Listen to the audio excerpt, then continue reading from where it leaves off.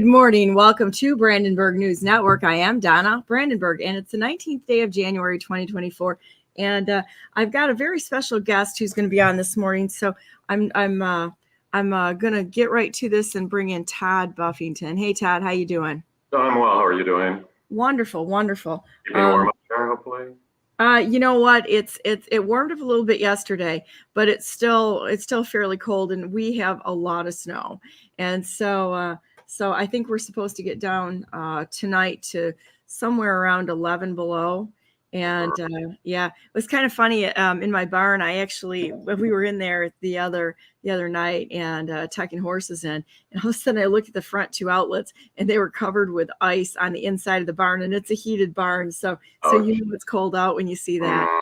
Winter in Michigan. What's that? Winter in Michigan. Winter in Michigan. That's right. So let's talk about what we're gonna be addressing today quickly. I have you today, and I think it's Haury, right? Yes, correct. And did he start United Sovereign Americans?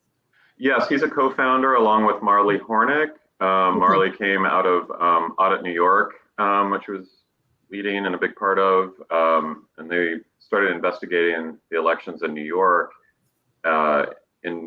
following the 2020 election, when they were locked inside and had a ton of time to do research and whatnot, and have found some amazing things, including an algorithm that was adding voters to the rolls. They did out the algorithm. Wow.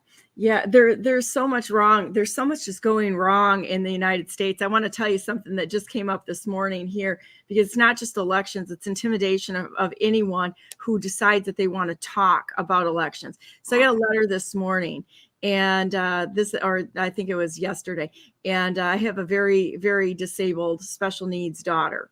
So we bought a house right next to our barn so she could have a little bit of autonomy there. And we come in, and we've got a couple other caregivers that take care of her, you know, so that she can have her puppy, and she's right next to our barn is so she can have the horses.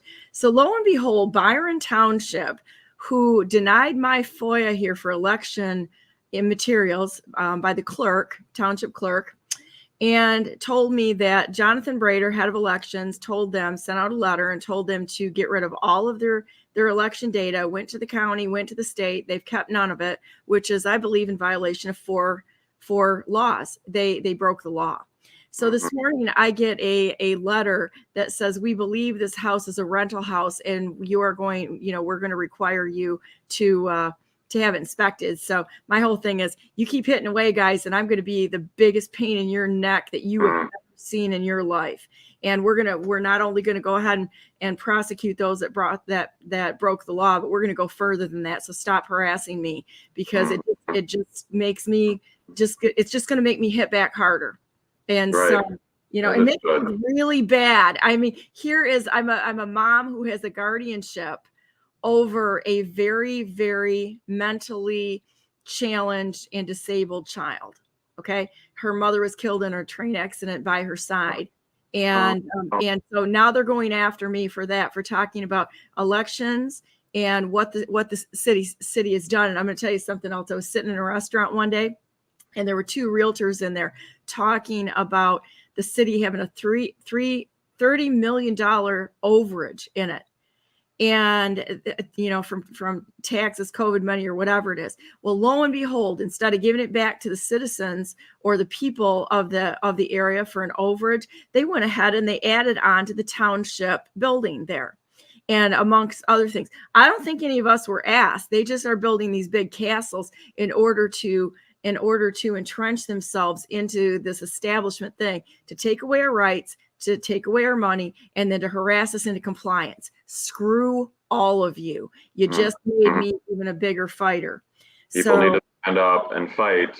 It's now or never. So now, one more little level of legal action is going to take place. So, and they're going to look so bad for this, you know, going after she's 28 and she's about 3 years old mentally. And so when you look at that, I mean, this is how low these people will go. This is on, and I know that, we know all of our neighbors, so they know who we are. So I know it wasn't a neighbor. So it had to come from within the township just to harass us, because they will not be silent on their criminality, because that's exactly what's happening. So anyhow, do we want to go ahead and start with this? Can you explain this video? Sure. So in watching the results come in on 2020, I just knew absolutely that things were not right, that there were too many, coincidental happenings in the swing states with thousands of votes being dropped in the middle of the night. The votes were, the counting was supposedly stopped, and then all of these huge numbers came in, of course, highly, highly favorable to Biden. And it just seemed like there was no way that was all legitimate. So I started looking into it. I first got the Edison research data for Pennsylvania. And that was the only one I could download from the New York Times, which published it.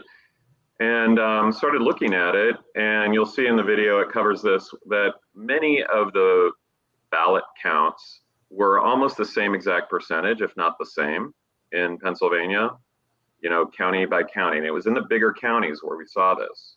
So we'll kind of tie all of this together today, but that looked very suspicious. So I teamed up with some other people, got involved.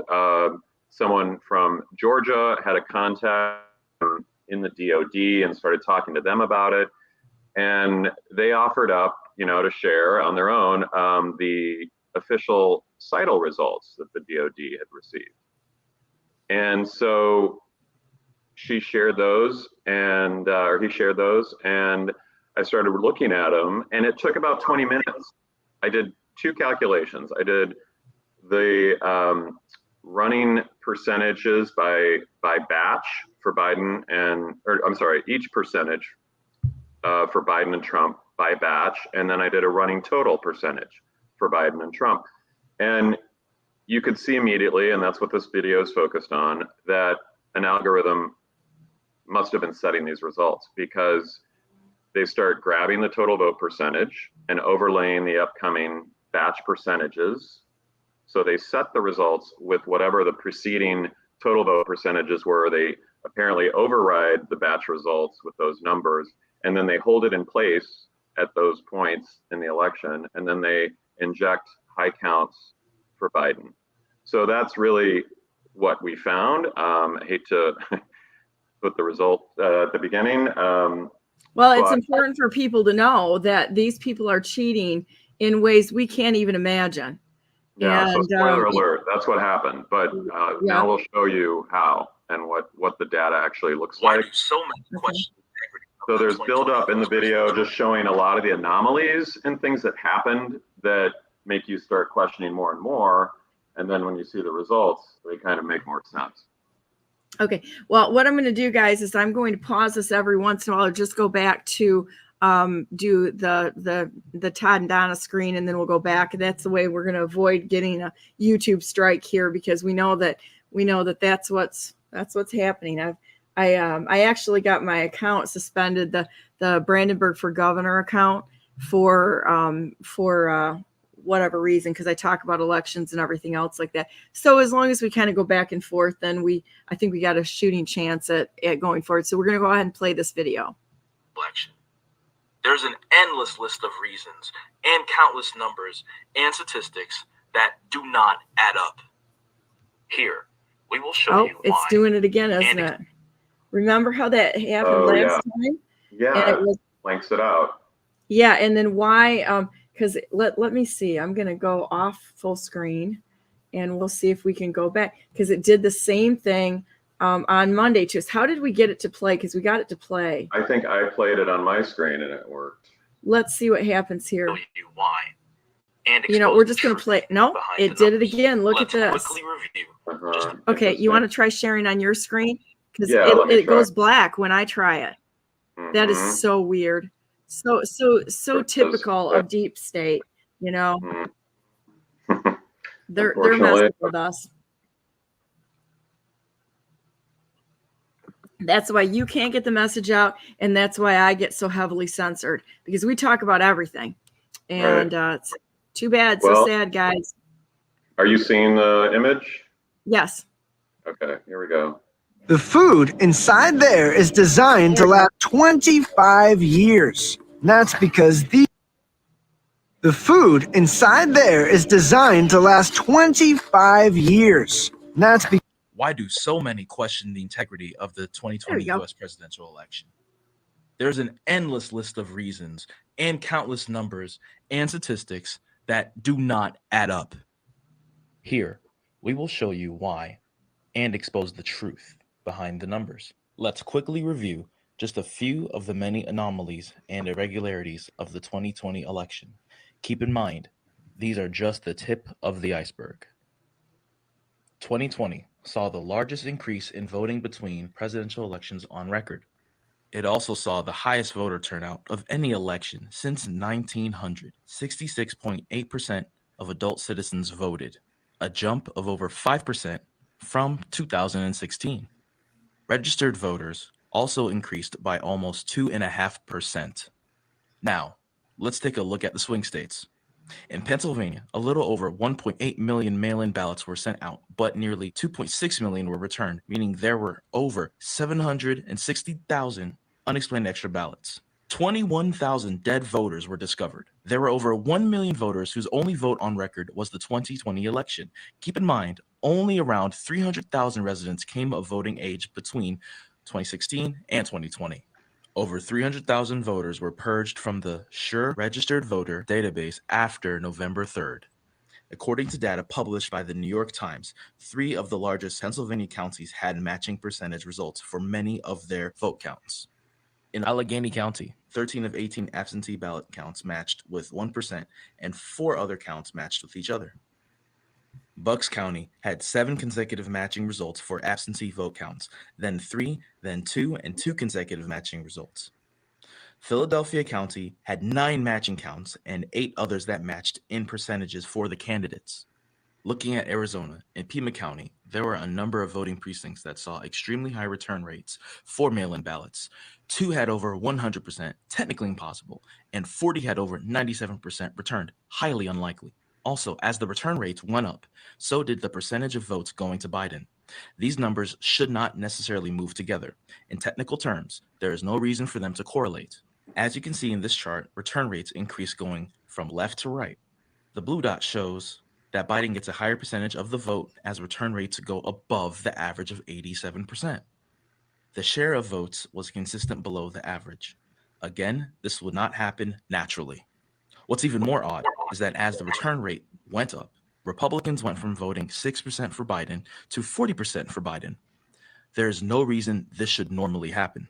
Biden won Pima County by over 90,000 votes and only won the state by 10,457 votes.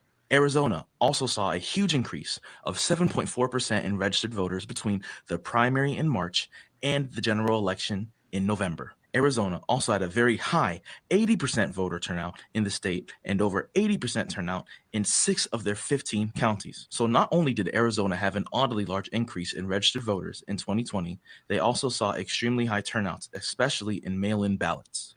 In Georgia, there is recorded video footage from the State Farm Arena showing poll workers pulling cases of ballots from under tables in the middle of the night after counting had supposedly stopped, and after most poll workers and all poll watchers were sent home. Many large vote counts came in after they were supposedly stopped counting, including one with over 136,000 votes for Biden at 1:34 a.m., over 82% of the total count. 1 million mail-in ballots were suspiciously ordered from the printer for Fulton County when no time remained to mail them out to voters. Once again, over 10,000 dead people voted. Over 4,900 people voted who were registered to vote in another state. And most interestingly, a mathematician named Edward Solomon signed a sworn affidavit stating that hundreds of ballot counts across various voting precincts all came out with 5.555% for Trump, indicating a fractional vote system or algorithm was in place. In Chesterfield, Michigan, per grassroots canvassing efforts headed by Michigan State Representative candidate Jackie Eubanks, 20% of voters had some kind of irregularity. Many voters did not live at the address. Of those who did, many said that they did not vote, yet a vote was cast for them. Many illegal addresses were found, including incomplete addresses and addresses for businesses. In Wayne County, Michigan's largest, 71 voting precincts could not balance their books because there were more votes than voters. Results showed over 170,000 votes with no registered voter associated with them. Canvassers also found that in Macomb County, there was a cumulative 170,000 registered voters in excess of the voting age population. Also of note, Unbelievable. in the 10 areas that Michigan received the most Zuckerberg CTCL money, 9 of the 10 went to Biden. Across the country, 25 of the 26 areas receiving $1 million or more in CTCL funds went to Biden. Defend Florida canvassing efforts reviewed 10,000 registered voters. Nearly 5,600 voted, and of those, close to 3,900 voted by mail. Nearly 800, or 20% of those, appear to be phantom voters, or voters who are deceased, don't live at their registered address, or the address is invalid. Also in Florida, as a test, 8,000 postcards were mailed to registered voters at their addresses on record.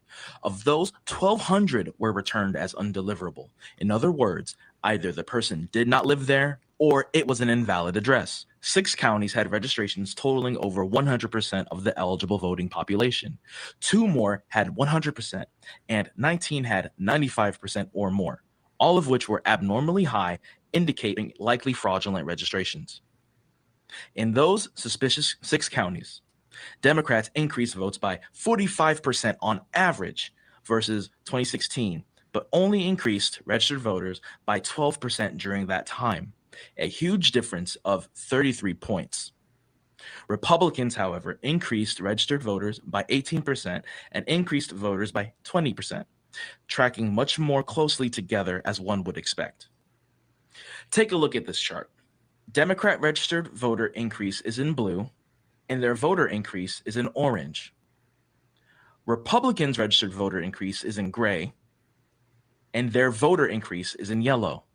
You can easily see how much larger the orange increase in Democrat votes is than their increase in registered voters in blue. We looked at 12 of the states that track registered voters by party. This chart shows the change in registered voters and the change in votes between 2016 and 2020. For both parties. The first red column shows the number of percentage points Democrats increased in votes was larger than their increase in registered voters, an average of 27 points across the 12 states. Republicans had a 2-point difference. In other words, Democrats somehow did 13.5 times better than Republicans in voter turnout versus registered voter increase. Again, one would expect these numbers to track together as they did for Republicans. Now that we've seen just some of the oddities that occurred during the 2020 election, let's revisit what happened on election night. How did Trump's substantial lead in 4 of 5 swing states disappear late in the evening on election night? How did Biden get just enough votes to give him these slight margins? How is it that all of these states went for Biden in the middle of the night after counting stopped in many of the largest counties? And why did only the swing states take longer to count their votes and produce their election results? Do you need to take a break, Donna? Just to Seidel, avoid the in issue? conjunction with I'm Clarity just gonna Elections, switch back and handles the forth a vote little bit like tabulation that. and I think that reporting does for it. the entire U.S. election system. Data collection teams obtained the official Seidel election results data, which we will now review. If you want to You wanna stop Let's it right begin by comment looking this at the a minute? data for 2 of the swing states, I need to Pennsylvania stop and it, Georgia, right? and show how it demonstrates Okay, without did you a want to shadow comment of a this? doubt that results were set likely using an algorithm. Yeah, so I'll just explain that in the middle of the screen right here, you see Clarity Elections based in Tampa, Florida, along with Seidel, which at the time was based in Barcelona, and they may have switched around a little since, but they are responsible for reporting out the results that come from central counting and go out to the media, and apparently went to the server in Frankfurt, Germany, which again, why are our election results leaving the country? And then, they also get reported out through the media. If we go back just a little bit, this former slide, this one too shows it going out to the media. There's others that kind of show how Edison Research is tied in here as well, but I didn't include those in this video. So, these are other people's charts just showing how Seidel is involved in producing our election results. That's not to say they did this. I mean, it could have been sent to them this way, which, is highly possible as well. But why is a foreign country or a foreign-based company handling our election results and reporting them? I mean, it's absolutely insane. It makes no sense. It's unconstitutional and it's against the law. They broke the law. And so I'm going to go to the core issue here is that anyone who had anything to do with certifying that election is a traitor to this country. And the election certification comes from the legislature, not the executive branch even. But I mean, it could have been stopped by all of them. Anybody in a position has the right to stop this, and they didn't do it. So top to bottom, there's criminality that happened from top to bottom. There was enough evidence, and they turned their back on this and walked away. They did. Mm-hmm. And it would be interesting to see if the results that the states sent showed these same patterns, or if it was changed after it was sent by the state, because is it up here in this box, or is it, under county system, or is it here in Clarity, or, / Seidel. It's a mystery, and it makes no sense that no one has brought this to everyone's attention and investigated, including Congress. Should have been looking into this. Well, they should have immediately, when this kind of question was coming forward, it should have been immediately not certified, refused to certify this, and then start the investigation to see who the players were that broke the law and prosecute them. And I mean, prosecuting them on the basis of not felony, not fraud, but a threat to national security as well as treason. Right. It's that level. I mean, you are stealing a sovereign nation's elections right here. Yeah, it's overtaking our nation. And I have handed this information to various state and national officials, and they just sort of they respond initially like, oh wow, and then I don't know if they think I made it up, but they don't bother to investigate it, or they could find out that it's all right there in the numbers. So I'll keep this going now. Let me advance a little more, and I'll start it back up. States, Pennsylvania and Georgia, and show how it demonstrates without a shadow of a doubt that results were set likely using an algorithm. These are the Seidel election results for Pennsylvania, showing running total votes for both Trump and Biden, and in these columns, the individual count results for each candidate. On the right, we calculated the percentages of each count for Trump and Biden, excluding votes for other candidates. And next to that, the running total percentages between them. Right away, we see a number of large vote counts that were curiously between 66.6 and 94.4% for Biden, and 130,000 votes that went entirely to Trump. At 1:36 a.m. Greenwich Mean Time, something even more curious happens. The percentages for the individual count match the percentages for the running total votes. This would normally be the case for the very first results, where the numbers are the same, but would only happen in extremely rare cases thereafter. As you can see by the yellow highlighted numbers, this occurs again and again. Not only do the individual vote count percentages match the running total percentages for the candidates to the 10th of a percent, we also begin to see many consecutive matching results. Normally, organic results are random. And I'll just pause it here for a minute. So what they don't mention is that total vote percentage was pre-existing. So you see, I don't know if you see my cursor, but yeah, I can. Okay, good. So you see this 54.1 and 45.9. This is Trump and Biden. So Trump had a nice lead at this point. So they copy this percentage and start overlaying the next batches with that same exact percentage. And you can see over here in these columns that, even this small batch of votes was divided out into percentages to match those percentages, into decimal points, to match these percentages. So you see one vote divided out by those same percentages, 2 votes. And here, you have fractional votes all the way down. And these are official election results. Just the fact that they have decimal points in them should have raised a lot of questions. And Yeah. you'll see there are also a number of negative numbers highlighted in pink here. So, why would you be reducing when you should just be adding new votes? So I'll start it back up again. But again, on the right here, you see that there are 7 results in a row with exactly the same percentage. If I take this out more decimal points, it's the same number exactly. Out, as many decimal points as you want to go. So I'll restart. As we see in the non-highlighted numbers. But here, highlighted in yellow, we see there are many consecutive vote count results that have exactly matching percentages that also exactly match the percentages for the running total votes for the candidates. This is impossible without some type of manipulation of the results. By 2:55 a.m. GMT, 9:55 p.m. in Pennsylvania, Trump has taken the lead, and outside of the yellow apparently set results, we see many results with a high percentage for Trump. However, as Trump gets to 57%, we see more and more matching results in yellow. Where results don't match, we begin to see some large high percentage Biden counts. And then at 4:08 GMT, we see over 17,000 votes switch from Trump to Biden. We also see several negative numbers reported for both candidates.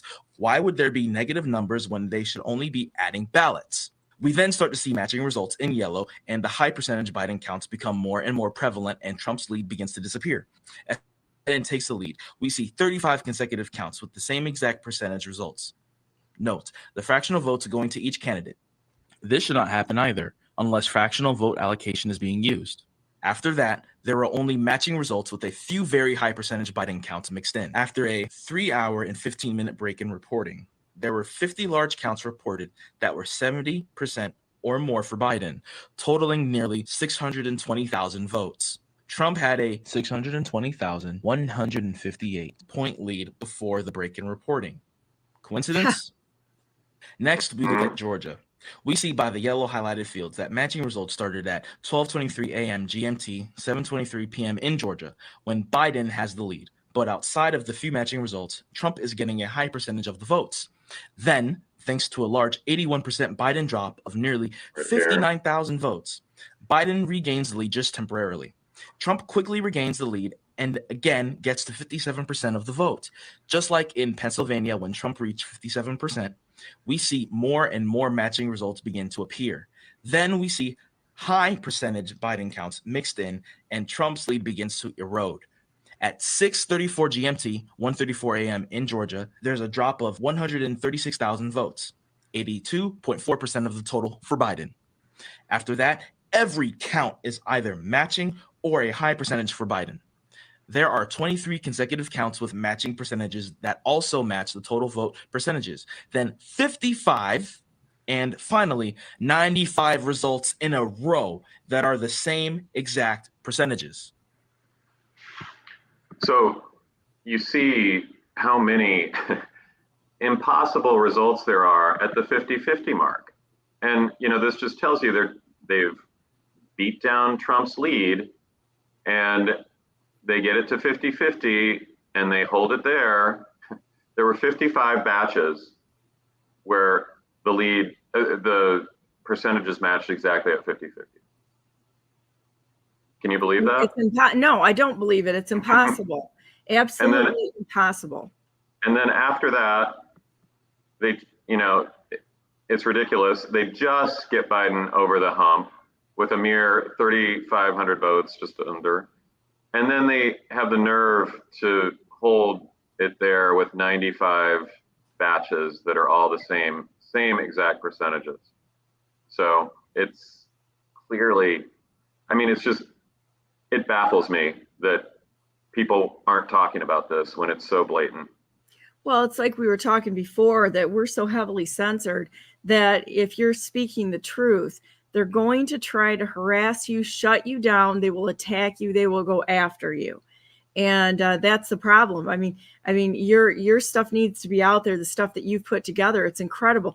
And I haven't heard anybody else talk about this. We talked about it after the last show, and this is probably one of the most complete presentations and putting this together of anything I've seen. And I've been pounding this drum for a long time, So we're just going to keep putting it out there. And please, everybody, you've got to pass this information on, and you've got to get this in the hands of everybody out there so that they can see this is evidence, absolute, irrefutable evidence that they have beyond a shadow of a doubt, mathematically, statistically impossible for this election to have turned out the way that it did.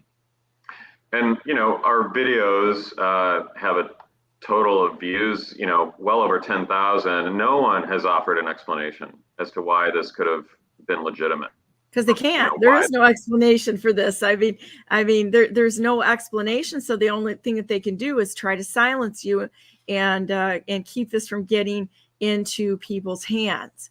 And I don't know. I really think that we've got, I'd like to work on something with you outside of this to put the evidence together in, like, I don't know if you've done this in a bullet pointed format. You've got it in a bullet pointed format, don't you? Not exactly, but I could do that pretty quickly. Well, the presentation kind of does it, doesn't it? Yeah, it does. Okay. Well, all right. That's about something else, the one that I showed you last time, but we could quickly put one together for this. Okay. But I don't know if you want to keep going through the other states or if you want to just look at them in a spreadsheet.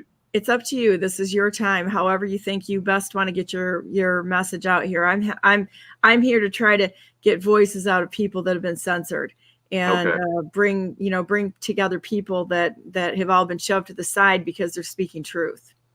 Great. Well, we so appreciate it, Donna. You're a brave voice. Now they're going to go after my daughter. Watch this happen. Good luck with that. Well, it's good you have a platform to get the information out there. You bet I will. And I'm going to start naming names of all of these people that are complicit in what's going on here. They're not about the rights of we the people. They're about using fear, intimidation, all of these things in order to shut us down, tell us to be quiet. They did it in J6. They're doing it with the elections. They're doing it with everything. And we cannot be silent. No, we cannot. Well, I'll start this back up again. Okay. And I'm not sure if Michigan is next. And then I'll stop. It would be odd for this to happen one or two times, let alone several in a row. What we see here is absolutely impossible without tampering. It appears the results were set by an algorithm that grabbed the current total vote percentages and applied it to the subsequent vote counts. Now, let's look at the vote tally charts for Pennsylvania and Georgia and compare them. Look how closely the charts match each other. They start with the first reported counts and go forward from there, stopping at similar intervals and increasing in a similar fashion until Biden conveniently takes the lead. Let's next look at the other swing states. Starting with Wisconsin, we see a number of matching results in yellow beginning at 2:35 GMT, 8:35 p.m. in Wisconsin.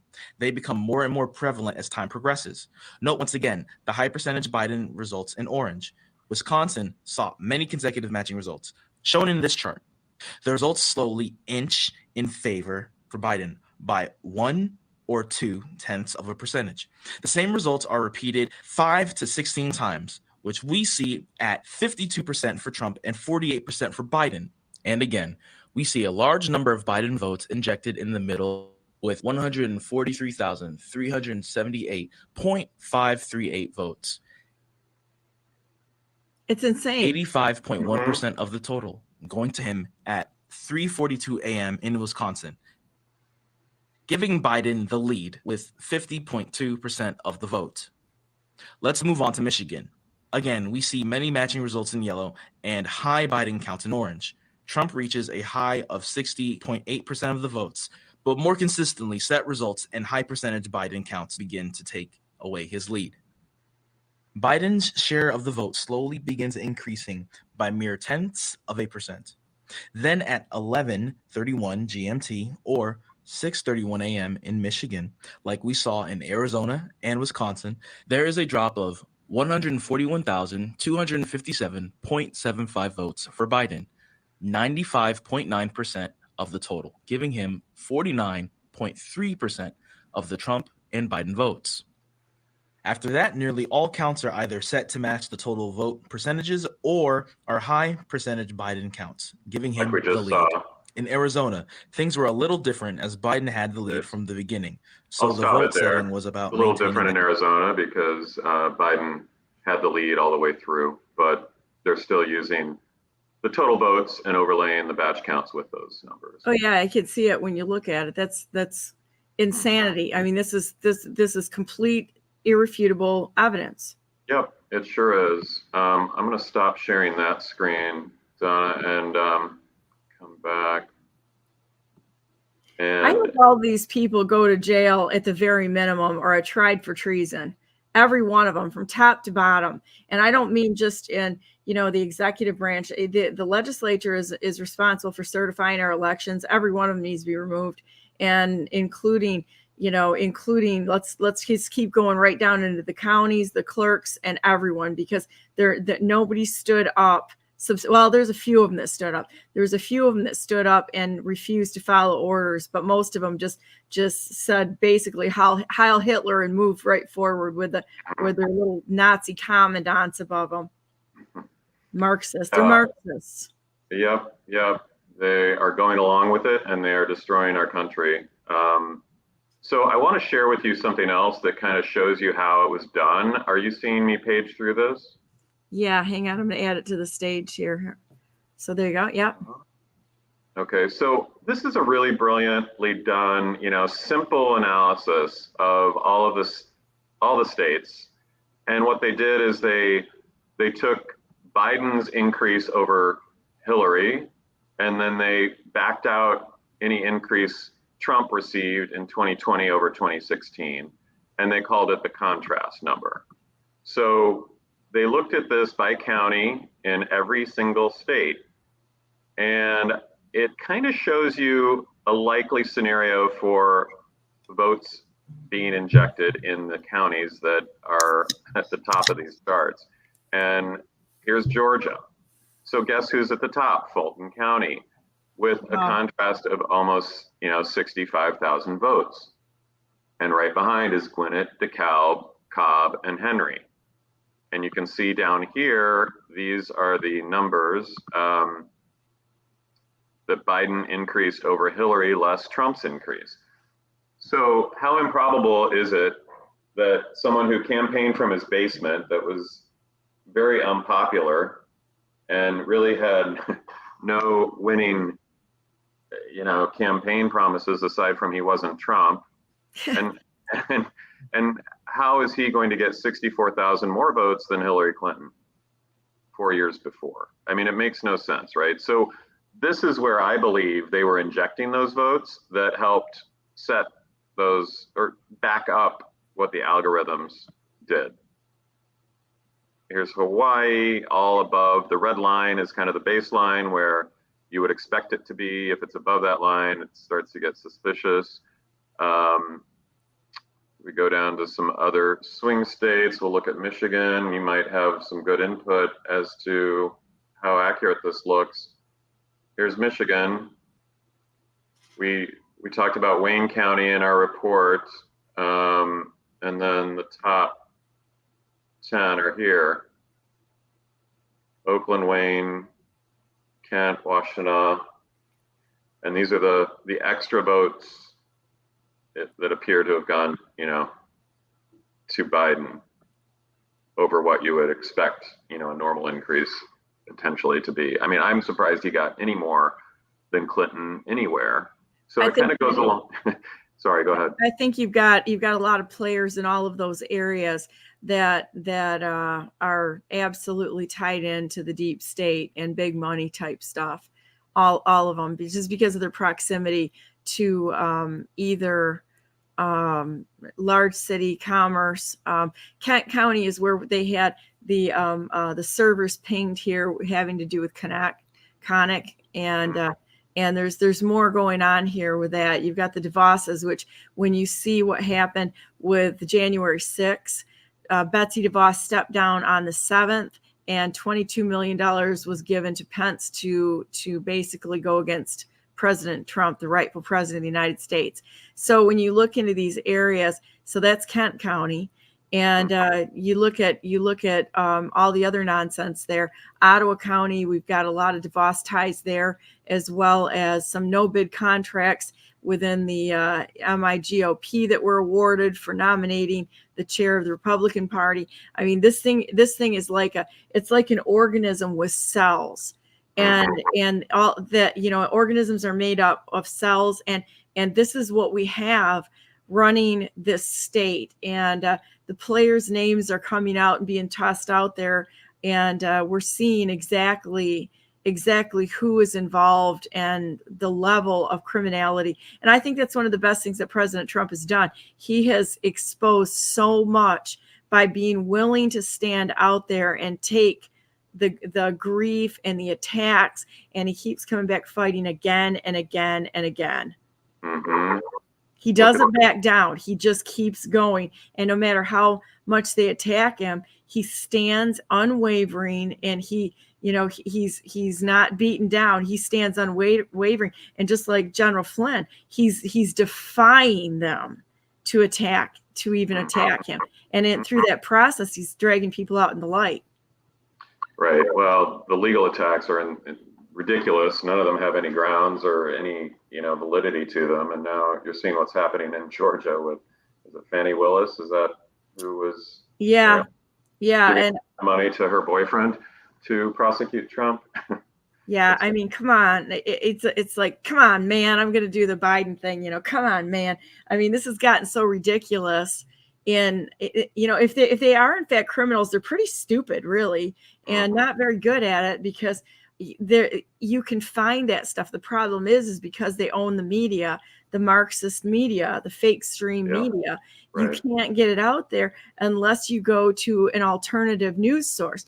And, it is quite helpful, just letting everybody know, for you to take links and pass them on. Our little digital soldiers out there, pass it on and get this in front of you so that they look at it and they know what's going on. And we're going to have to face these problems. Absolutely. We are going to have to face what's going on here, because the corruption, the criminality, and who they're tied into behind the scenes is going to become absolutely important in the next few months. I believe that we're going to start seeing some things that are that will challenge very, very significantly our perceptions on how the world works. I think even for those of us who think we've got it figured out, I think it's much deeper than what we could even get our arms around. And we're going to have to be patient with each other as we work through some of this shock that is about to hit our nation. It's going to be an interesting year, and I'm kind of gritting my teeth. So here, looking at Pennsylvania's results, you see things that kind of tie into what I showed earlier with the matching percentages were largely in Bucks, Allegheny, and Philadelphia County. And oddly, Trump did the best in Philadelphia, but it makes me very suspicious of the additional votes Biden, Allegheny, and we haven't had to look into Trump it's ended impossible. Up doing. But yeah, you see that there are a lot that stand out for Biden, and very few that were favorable to Trump, aside from Philadelphia County. So that probably warrants a deeper investigation. Agreed. So yeah, there are many other anomalies. This kind of ties into what Seth Keshel talks about, where he shows the increases by county across the country and does the heat maps. So this is kind of an easier way to see it in some respects. I actually sponsored 3 counties in the state of Michigan. I could probably pull some of them up if you'd like. That I got a couple of the maps back from Seth, and working with Seth and Mark Fincham on this. But I could show you the counties and the information that he has for Muskegon, Ottawa, and Kent, because I do have that information. Well, we could look at that because we could see how closely it ties into the Michigan chart for a lot of M states here. All right, let me see if I can find this here a minute. I'm just going to take me a minute. Mm-hmm. You can keep talking if you'd like while I'm looking for this. Sure. While we're talking, I don't think our video covered something else we did to confirm these results. Edison Research published data for the election, right? They are the ones that report to the media. And something we did in our analysis was we obtained the Edison Research data as well. And we looked at the Trump and Biden percentages that were reported by Edison Research and published by the New York Times. And you can see here in columns R and S, those numbers from Edison Research. And if you compare those to what Seidel reported, they're exactly the same numbers. So when I saw this, I felt like, okay, they really have no argument against this, because they told us, the New York Times told us, that these were the results of the election. They've never published new or different results that would override those. And you can see in every state we analyzed where the percentages are the exact same, and every timestamp is exactly the same between Seidel on the left and Edison Research on the right.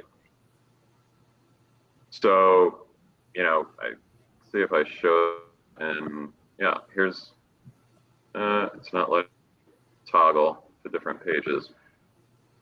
Remember, you had to get out of the, there you go. Here. It's changing now. Do you see Georgia? Okay.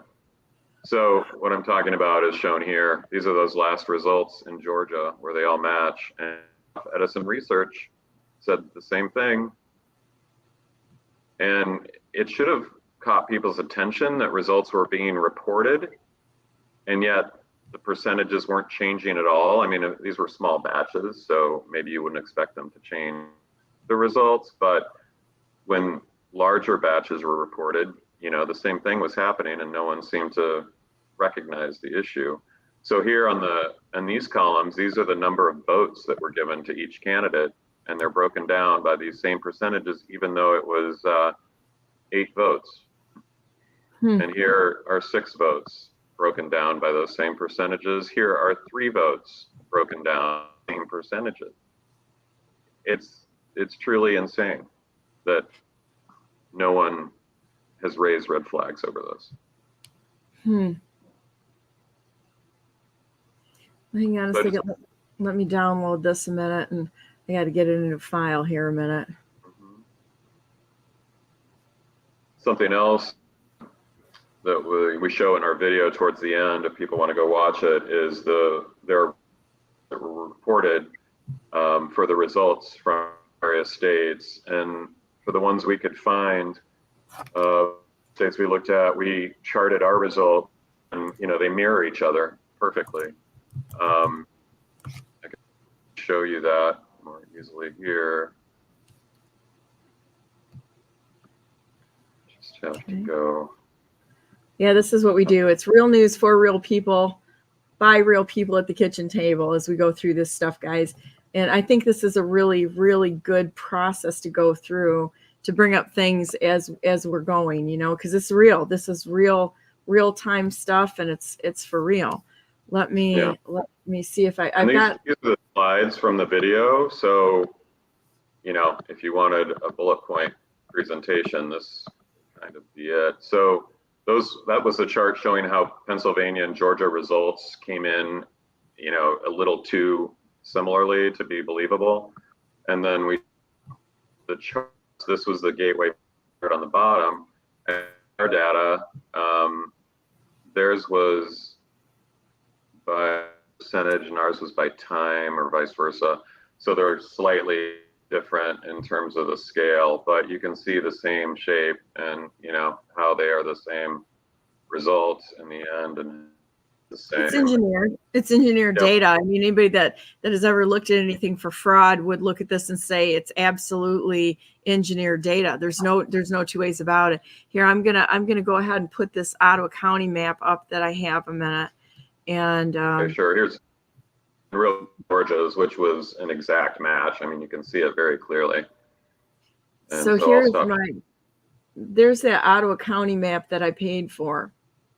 Ah, So you can see the precincts where the high probability of fraud is. And I haven't showed this to anybody yet.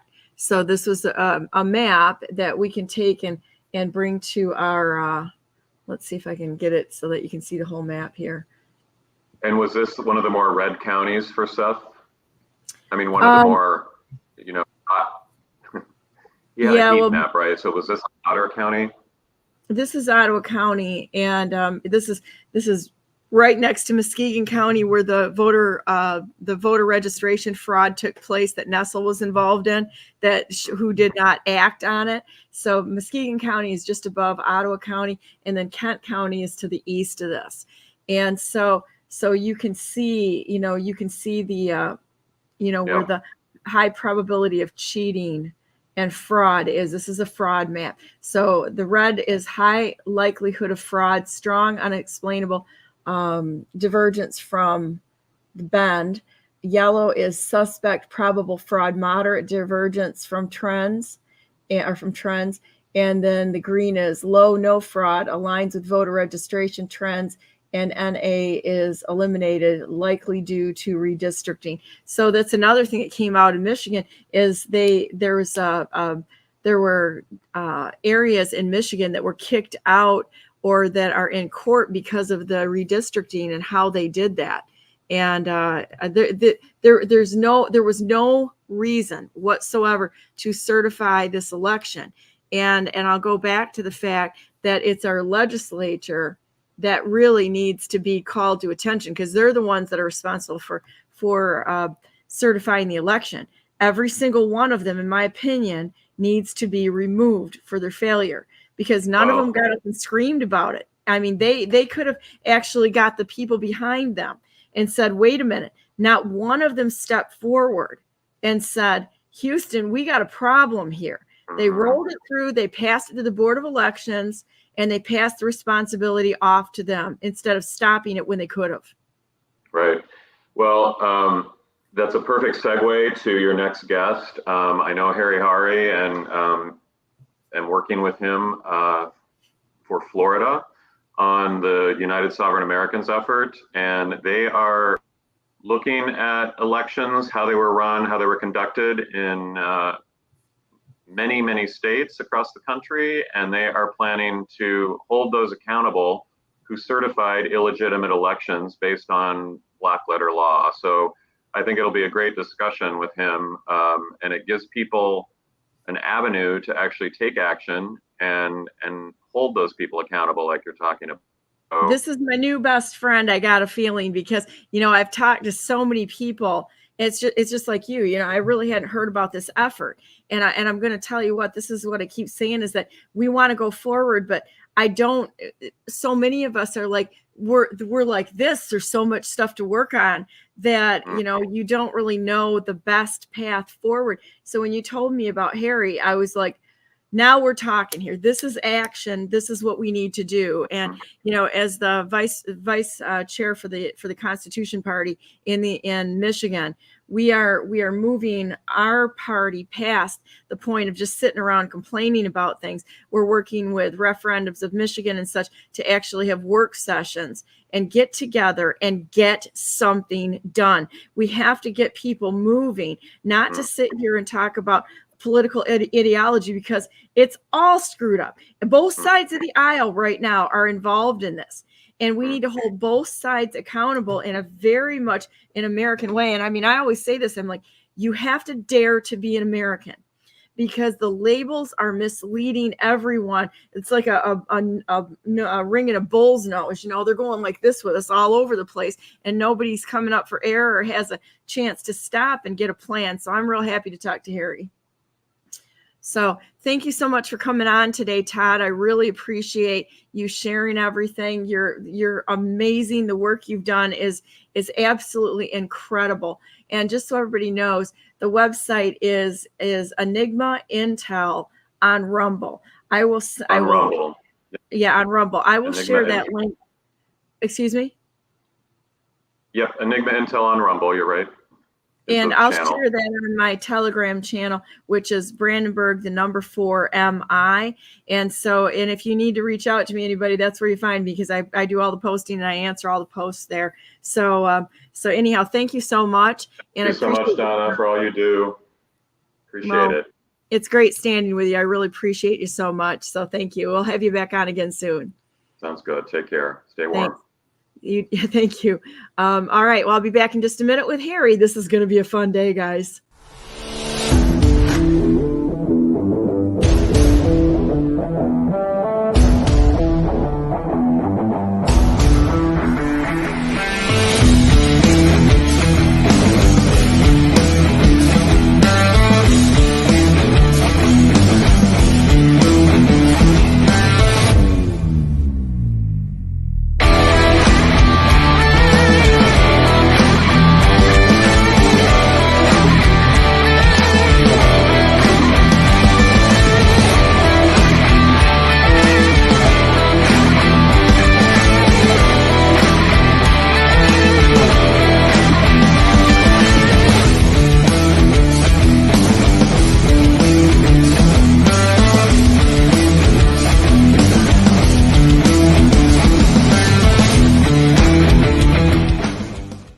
Good morning and welcome to Brandenburg News Network. This is the second hour of January 19, 2024. Got to keep going. There's so many moving parts here, you know. So I want to welcome my next guest on, Harry Haury, and I think I said your name right. And good morning, sir. How are you? I'm good, Donna. How are you? How do I say it? Haury. Haury. Harry Haury. So, well, it's such a pleasure to meet you this morning. And I wanted to share right off the bat your website. And you are one of the founders of United Sovereign Americans. And I am extraordinarily happy to talk to you. I was reading way down here at the bottom your statement here. We are an organization of citizen volunteers working, I like the volunteer part, working to ensure valid constitutional elections are fair, accurate, and trustworthy.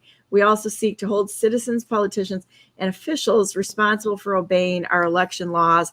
And you're singing my tune there, Harry. So what would you like to talk about today and help? I want to know what you're doing going forward to hold people accountable, because I love this.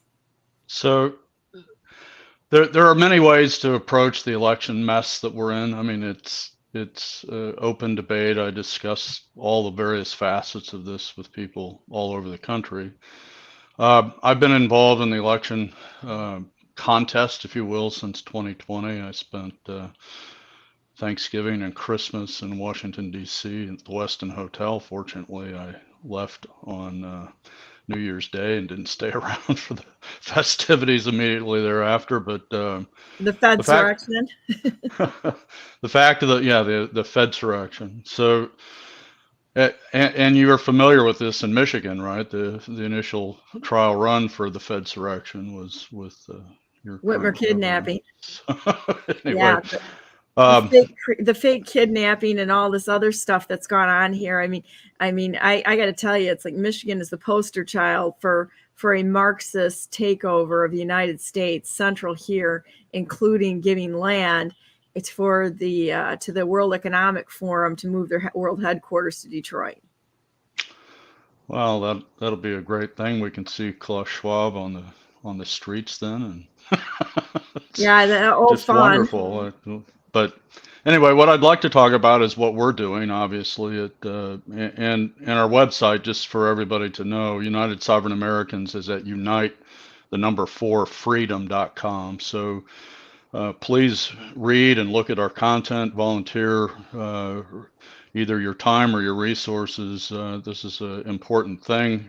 We are focused like a laser right now on what we can do before 2024. And we're basically in the process of putting the State Board of Elections on notice, state police and executives of government on notice that there are vast irregularities in the election. And basically what we talk about, and, you know, Todd is one of our state directors of,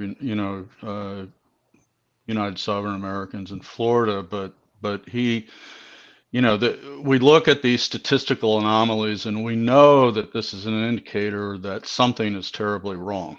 I mean, you can't have these collinear, complex behaviors across precincts. It just doesn't make any sense. But we have three ways of challenging elections. One is to challenge the outcome. Most of the 2020 effort and the few efforts that were undertaken in 2022 were about challenging the outcome. Unfortunately, outcome is governed pretty much under administrative law, and if you don't exhaust the administrative privileges according to the law, then the courts deny you standing. So this is a little understood fact of the way that the court system deals with this. There are emergencies that you can do, but you have to do them according to administrative rules, and it gets very complex. I'm not saying that it's fair. I'm not saying that it's reasonable, particularly given how messed up our elections are at this point. But the fact of the matter is that they use this shield. So what we focused on instead is not adjudicating individual wrongs. So let me give you an example. In Michigan, at Wayne County in 2020, you have these ballot boxes showing up at 2 a.m. in the morning or whatever time it was. Don't quote me on the exact time, but this is a violation of the procedures and policies of the state. It's not that we can prove how those ballots were used. It's not that we have evidence. There may be whistleblowers or whatever, but the fact of the matter is that unless you get inside of that system, you can't really demonstrate proof except on a circumstantial basis. And it's not that you can't try things on a circumstantial basis, but because of the administrative overhead on challenging election results, it's almost impossible to get through that process in a sufficiently timely basis to have an effect.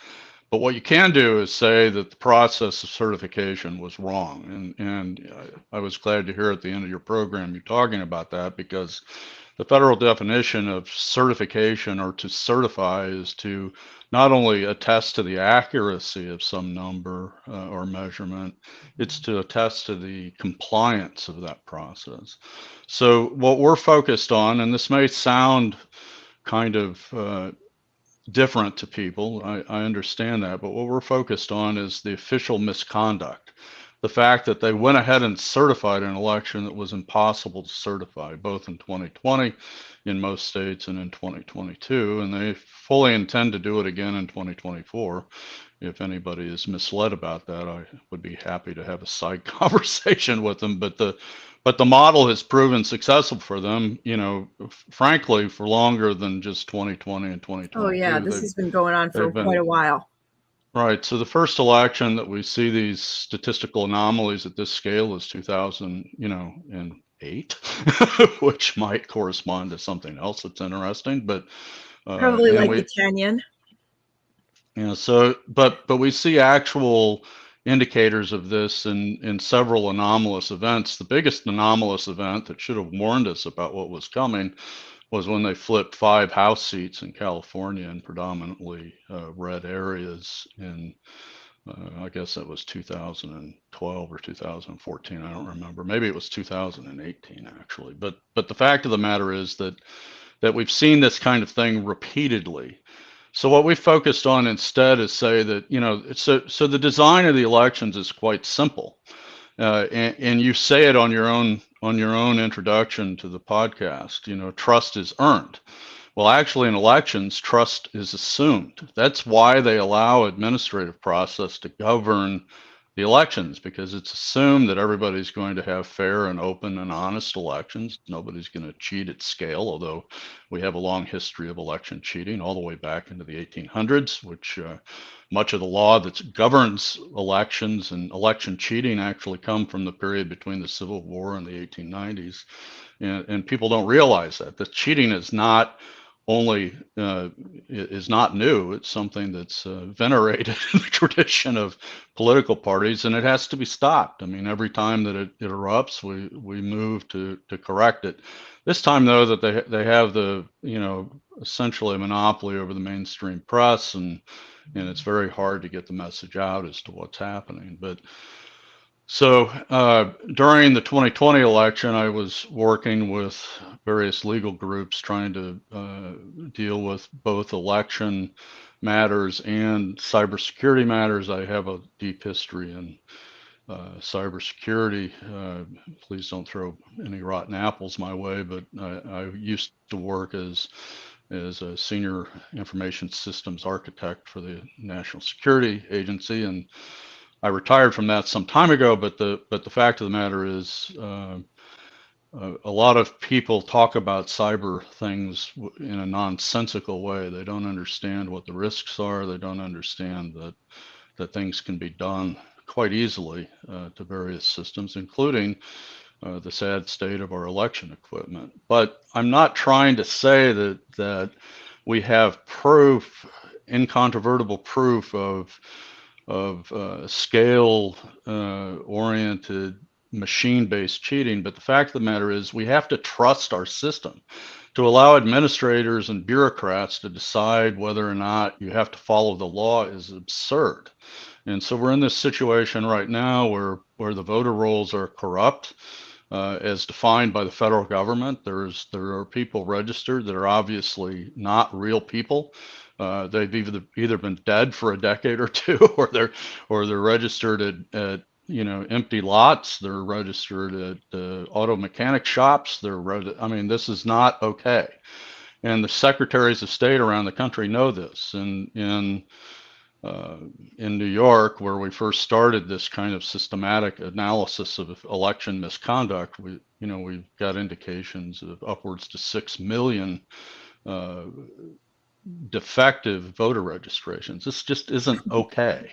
So how are you, the fact of the matter is, Constitution, beginning with the Constitution of the United States, is that we have to know that people are eligible to vote and that they're U.S. citizens. I mean, it's clearly stated in the 14th Amendment, and it just needs to be dealt with directly. And so you start with that, and then you ask the question, did the voters that were registered improperly, did they vote? And in New York, this is 750,000 people. It dwarfs the margin of victory in most places. So, and then when we look at the other issue, which is also nonsensical. So, and I'll explain why this is important in a moment, but in 2020 particularly, they were a little bit better about it in 2022 because they didn't have to deal with the Trump landslide, right? So the fact of the matter is, in 2022, the deficits aren't quite as bad, but they're still there. There's a discrepancy between the vote count and the number of voters that were counted. This is just not okay. I mean, the fact of the matter is, in New York in 2020, they counted 338,000 ballots that have no entry that indicates where they came from. We have the same thing in Fulton County. I mean, this is part of what Garland Favorito is working on, right? And the other great patriot groups down in Georgia, is that there's these huge discrepancies that they're finding, and they're inexplicable. So let's talk about inexplicable. Does it prove that in 2020 that Joe Biden didn't win? Did it prove that Trump did win? Actually, that's not the issue. It proves that our election system is not trustworthy. They haven't earned our trust. There's no reason to trust the outcome of these elections. They're full of fraudulent registrations. They're full of discrepancies. They're full of errors. They say, well, we can't match the voters in the ballots. Are you kidding me? How did you let those voters in if you didn't check their registration? Of course you can check and reconcile those numbers, and they don't bother. But that's against the law. So the issue is we are not trying to overturn the election by 2024. We are trying to enjoin them from the same kinds of non-compliant behavior that leads to the non-trustworthiness of the systems. And so we're focused on voter registration. We're focused on what it means to count a vote. We're focused on the reconciliation of voters to votes. We're focused on whether or not the machines are compliant.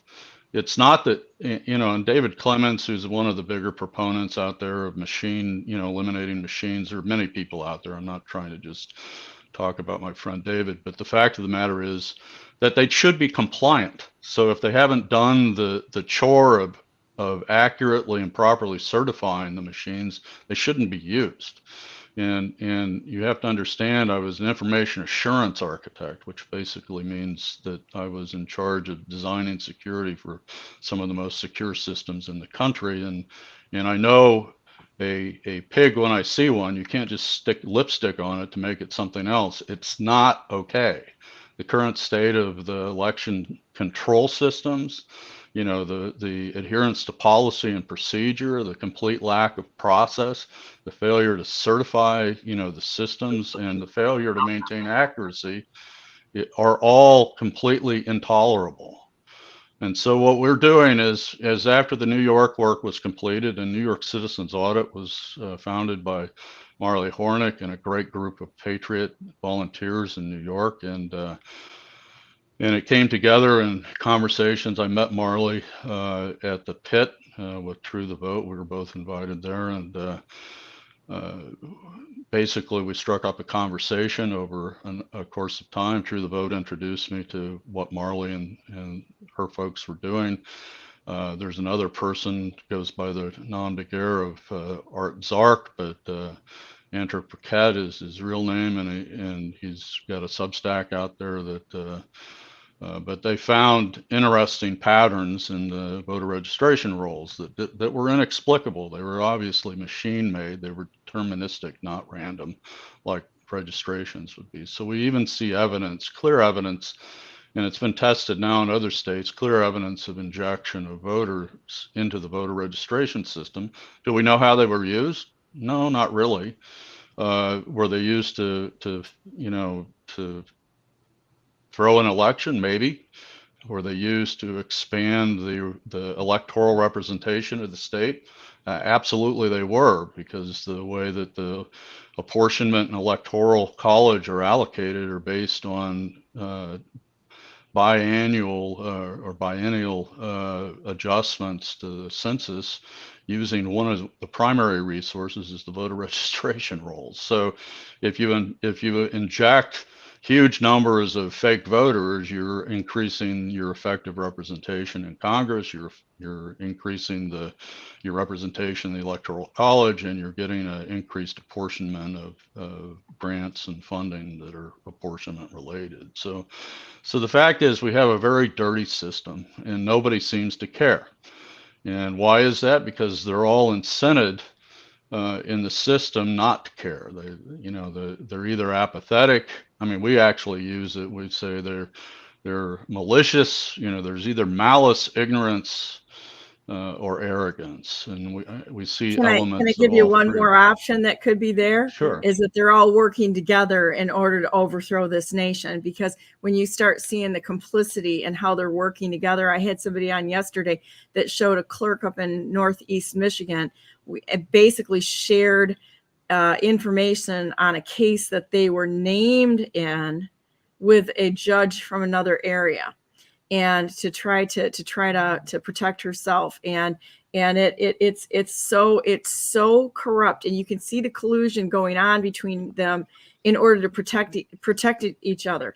And it's unfortunate, but I have this feeling that there's a lot more of an organization there, or an organism with little cells around that are kind of covering up for each other. But that's my opinion, and I'm sticking with it. Well, I share that opinion, actually. I mean, you can see the model work out quite clearly with Raffensperger in Georgia. Stacey Abrams sues the state. They make a big show of it, and then they sign that consent decree, which completely destroys the integrity of. And by the way, they lose all the lawsuits associated with that consent decree. It's not like Raffensperger didn't know better. He did. He did it anyway. So was he part of it? Look at the evidence for yourself. So and I don't care whether it's arrogance, ignorance, or malice. It doesn't matter. The fact is we have to have fair, open, and honest elections that comply with the law. So our point is that, we do not at scale. So we found this in New York. Then we went to other states where we've now what we call the scorecard, which is a direct measurement of the variation at scale. So And we've reported it in New York to the State Board of Elections. Their response is to forward a criminal referral to Letitia James, and now we're dealing with that. We reported it as a result of that whole conversation. We reported it to the state police and the FBI as a variation, because obviously they're trying to cover up whatever malfeasance they are trying to cover up. Whether it's intentional or not doesn't actually matter. There's a Supreme Court ruling in 1888 that's still good law called Coy, and Coy determines that a person has, if you're a federal agent in charge of certain operations, which election officials are under the law, you are responsible for knowing whether or not the system was compliant with the law. You can't plead ignorance. You can't plead that you didn't understand the law. It's your job to know the law. And what's that called? 1888 Supreme Court decision called R.E. Coy, C-O-Y. Okay. And if you really want to understand what happened from a legal perspective, people don't understand this at all, is that election crime is something completely different than challenging the outcome. You can prosecute people without administrative action at all for election fraud. And we get in trouble because of the use of the word fraud. The word election fraud does not mean that you have to have intent. All you have to have is, for an official to commit election fraud, is that he allows something, or she allows something to occur that's not allowable, and that they have the affirmative duty to know that what was done. For instance, I'll just give you an example. The destruction of the records in Michigan, when your Secretary of State decides to erase everything after the 2020 election, was illegal. It was illegal. And she had no basis under federal law to claim that she was ignorant that she had to keep it for, the period of time that's required under law. So when that's done, she commits a felony under federal rules. But did anybody prosecute her? No, they didn't. So the fact of the matter, go ahead. Let me tell you, I've got somebody that I know who prepared a document, took it to the state police, and said, based on his constitutional rights, or the rights guaranteed by the Constitution, were violated, asked them to arrest Governor Whitmer. And the police said, somebody from the police said, yes, everything looks good, but if you file it, we will shoot you, because we're here to protect the governor. Well, that would be a pretty significant response, I would say. I would say that's a significant response. But I mean, when you've got that sort of stuff going on behind the scenes. So we see this intimidation everywhere. It's everywhere.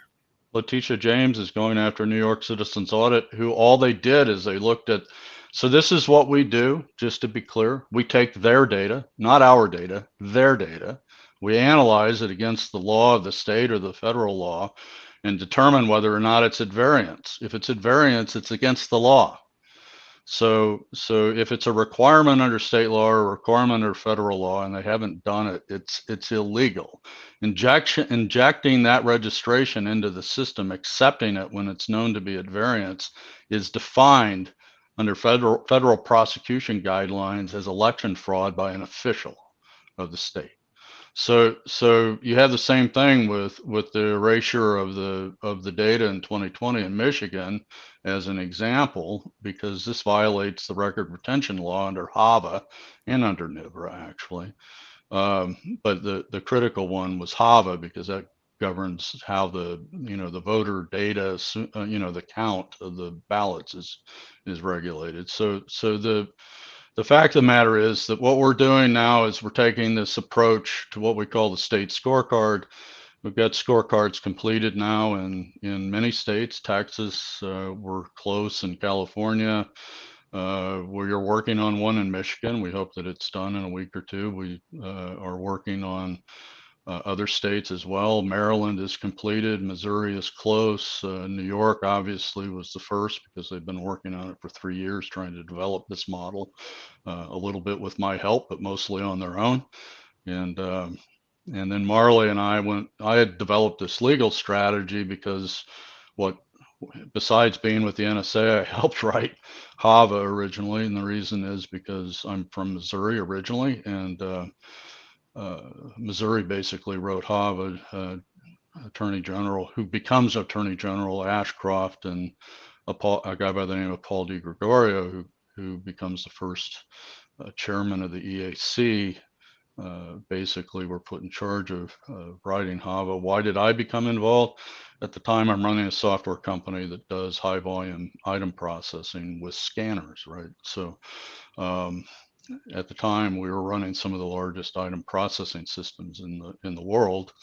And so DiGregorio, a past associate of mine in the Queenie Township Republican Organization of St. Louis County, Missouri, comes to me and says, "What can I do with scanners?" And so I helped advise him as to how banks control not ballots, but checks. And the process that you see embedded in HAVA with the manual chain of custody, the batch control slips, that's what banks do. That's why they do it that way. It's to make sure that there's a cross footing available. But then when we find in Arizona's audit that all the batches are corrupt, that the wrong ballots are in the wrong boxes, the counts don't agree with the ballot slips, this is all a non-compliant election. But instead of challenging the outcome of the election, we should have challenged the misconduct and insisted that a reconciliation be performed. Most people don't understand in the year 2000, George Bush does not challenge the outcome of the Florida election. He challenges the conduct of the election in terms of how hanging chads and dimpled ballots were counted. He wins that in an emergency Supreme Court motion that was done on a timely basis instead of late. And, unfortunately, Trump's advisors either were ignorant or malicious in this regard and did not advise him to take these actions. I don't know how that happened, but it gets back to, concern about the integrity of the Republican Party itself, or at least a lot of people that claim to be our leaders that are not necessarily working for our benefit. So I think they're all in bed together, both sides of the aisle, to protect each other, and they bounce the virtue signaling righteous ball back and forth between each other to help each other. They do an awful lot of that, don't they? And they sure never come do. up with a solution. Yeah. They yell and scream at each other about how terrible they are, and then they go to the bar and they drink together. Yeah, they go out to Milano's for a steak dinner and a $2,000 bottle of wine. That's exactly what's happening. So I did a little bit of lobbying in my life. I know the story pretty well, unfortunately. So it's anyway, the fact of the matter is that we've got this situation where all the states have the same kind of variance. The bureaucrats have decided they don't have to follow the law. For instance, the Pennsylvania motions to change the outcome in 2020 as an example because of the ballots that don't have signature verification. It shouldn't have focused on the outcome. It should have focused on the procedure. And if they had argued that, then they might. I'm not saying that they would have succeeded, but they at least had a better chance of succeeding in front of the federal judges, because they're not making the decision as to who won the election. They're making the decision as to what the proper conduct of the election is. So we're focused on black letter law. And the reason we're focused on black letter law is we don't want to get into arguments about this, whether this was the right way or the wrong way. We're looking at things that are clearly understandable and saying that this is at variance with the law. The plain interpretation of the law or the judicial interpretation of the law, and explain this. You can't certify an election that has millions of non-compliant entries in it, whether those are votes or voters. And and most people aren't even aware of this document, but there's a document, the 8th edition of the Federal Guidelines for Prosecution of Election Offenses, clearly spells this out. It's a DOJ document. It was prepared, this edition was prepared under the Trump administration, but it's nothing new. I mean, the standard of what's called election fraud is clearly defined in that document, along with all the citations of particular law. And the fact is, these people are violating our civil rights. Most people don't know HAVA and NIVRA are both civil rights legislation. They're not election legislation. They're civil rights legislation. When they violate HAVA, casually, they're violating the law. They're violating our civil rights. Now, will the state trooper from Michigan shoot me if I say that out loud? I don't know. Maybe. I hope not. But they've got it. They're like Gretchen's little Gestapo out there now, and that's unfortunately it's one of her departments. And Right. I can go into this and get into the weeds on this one, but she's defunded a lot of the or defunded or cut funding for the sheriffs, which is the office that can remove her and put the money over into the state police in order to, prop them up a little bit. And that's why the community policing in the state is not working so well. Yeah, we see this all over the country, actually. Sheriffs were supposed to be kind of the leveling, including the federal marshals, actually, which fill the same kind of role. They were supposed to be the independent arm that would, deal with this if it got out of control. And the legislatures around the country don't like independent sheriffs. So they've worked over the years to, there's posse comitatus laws still in state constitutions all over the country, particularly in the western part of the United States.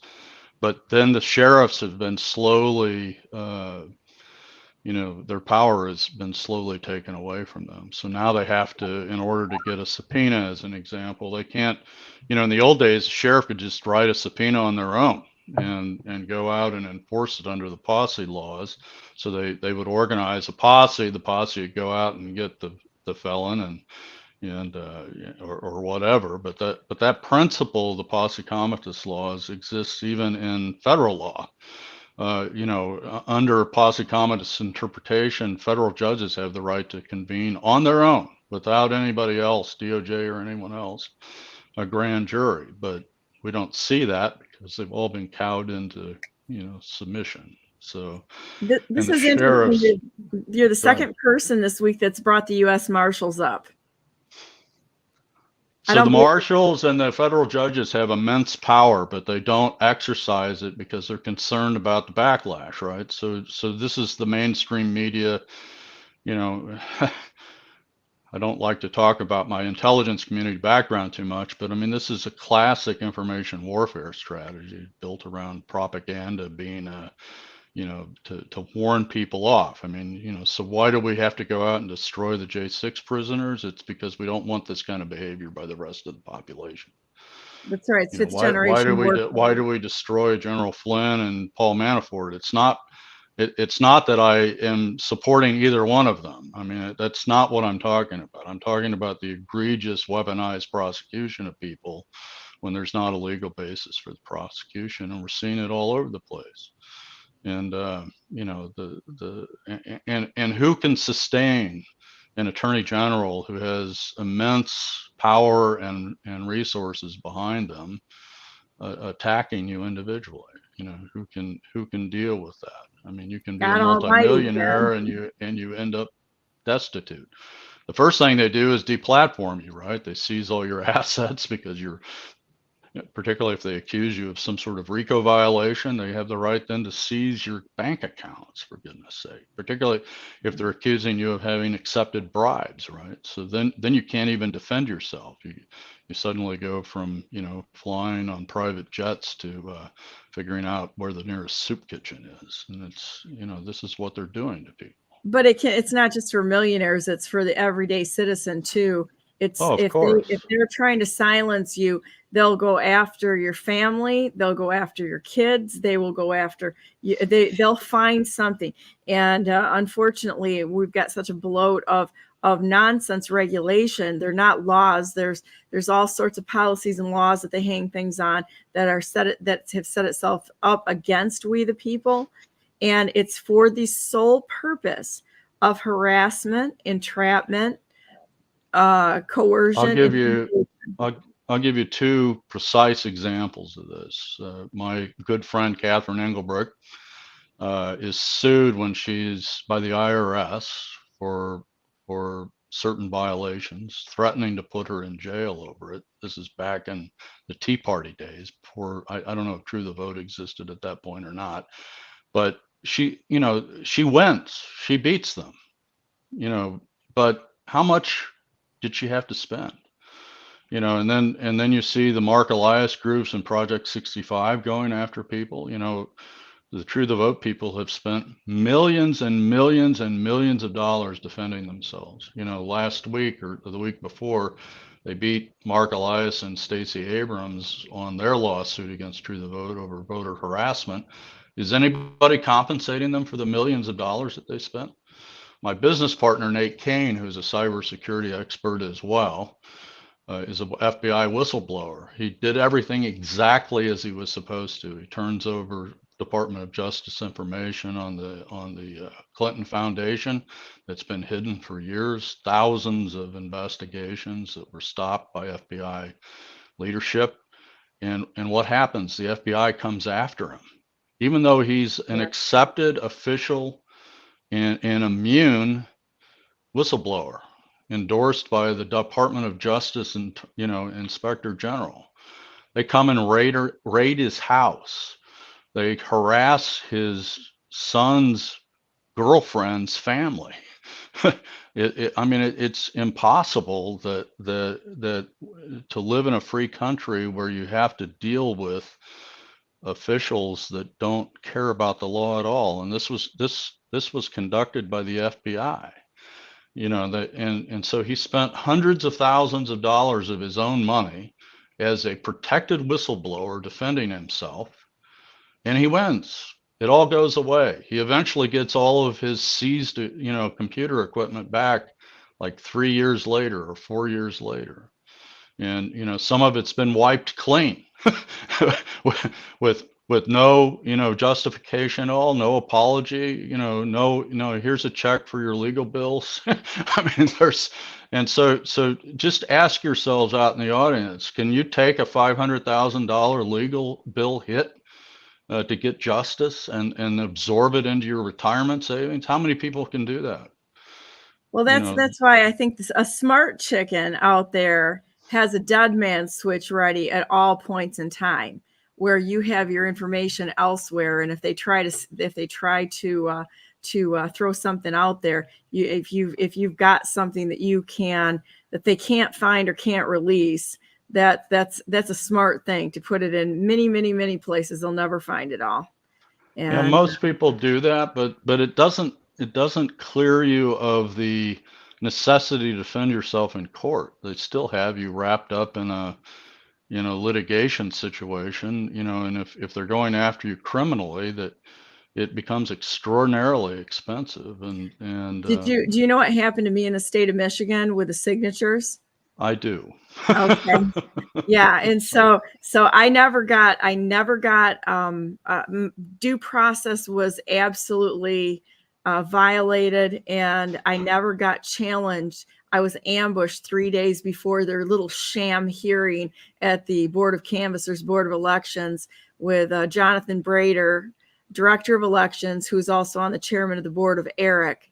And I was kicked off at a 2-2 vote, and they lost 10,000 of my signatures. Magically found it after I sued in Supreme Court, and they wouldn't rule on it. And then we got to federal court, and they determined that my rights were in fact violated, but they refused to offer me any type of relief, and I was not put on the ballot. So thereby completely eviscerating really my chance to win. But I kept going because I told people I would be on the ballot, and that's exactly what I did, is I keep my word.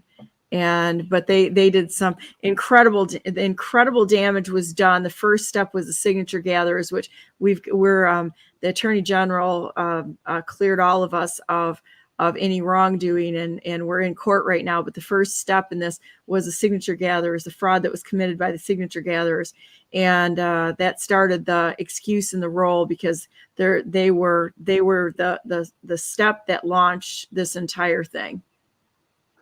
I completely understand. So to kind of go full circle there, what our intent is to throw sand into the gears, basically. Throw it in their eyes. That's what we need to do. Maybe so. I don't care where it lands. The point is to put them on notice. Put them on notice that they need to conduct an honest election, or we're going to try to put them in jail.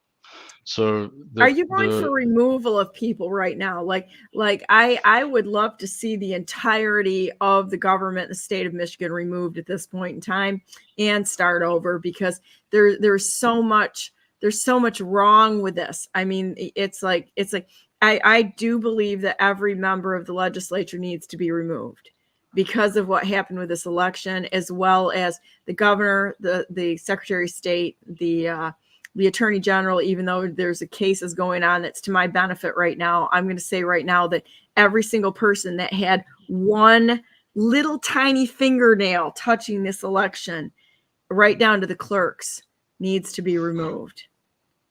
Interestingly, there's some pretty good law in Michigan. You know, Jill Stein, a Green Party candidate many years ago, was running for the House, I believe.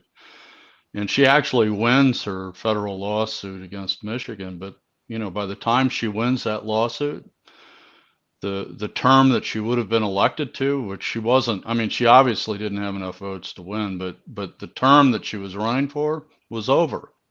So the court basically says, yeah, they denied you your rights, but there's nothing we can do about it. That term is gone. I can't in equity put you into a new term. I mean, this is the craziness that we're faced. And this is actually something there's something that that people don't understand. Not you understand it quite well, Donna. Very well. But the fact is, adjudication doesn't work. You can't go through a regular court proceeding in less than 3 to 5 years. And if you're trying to fight the current outcome that's unjust, you can't go through normal discourse. The elections were designed to be bulletproof. That was the design. And then somewhere along the line, we decided that it's okay to have lawless elections. Yeah, like we got election month now, and because we're so incompetent that we cannot conduct an election in one day. No, the only reason why we would do that is for cheating. And going back to your point when you were talking about the hanging chads and such, why is it? I mean, when my mom and dad, when I was young, I'm 60 years old, and I remember mom and dad going into the voting booth and pushing the little levers, right?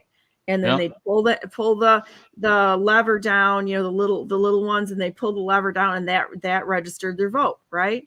And I'm for paper ballots, just so everybody's hand counting with a camera over the top, so you can count those ballots, and that we can see the counting in public. While we vote in private, the counting has to be in public. That's what's constitutionally allowable.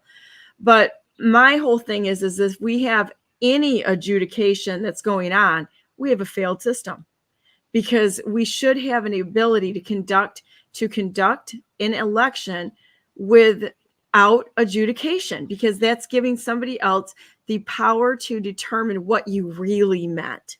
And that once we move that line, there's no stopping it. That line's going to be up here all over the place, because you're giving someone else the power to determine what intention was.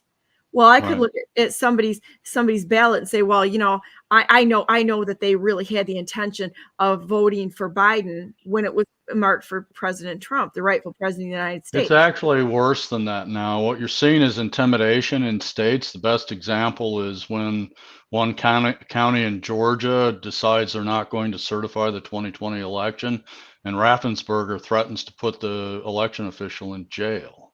I'm sure they are. So the fact of the matter is, what we're doing is saying that some state official that has the ability to override the intent of the electorate. The purpose of the elections is to measure the intent of the electorate. And the purpose of the election law is to ensure, as close as possible, compliance with measuring the intent.